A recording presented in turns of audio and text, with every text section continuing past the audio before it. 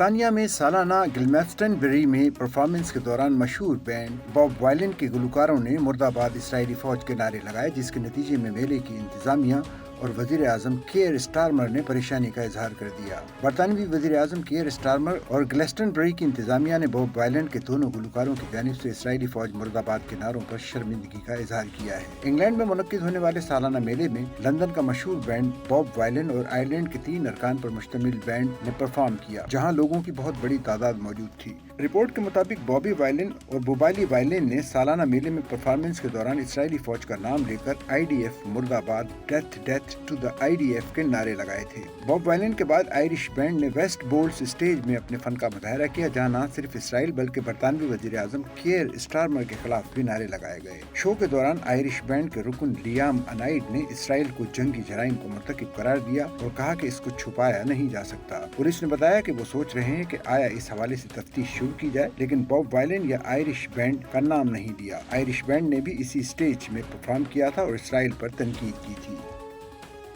Sachal news net work کی videos میں خوش آمدید۔ ناظرین، ویڈیو سے متعلق اپنی قیمتی رائے کا اظہار کمنٹ باکس میں ضرور کریں اور چینل کو سبسکرائب کریں۔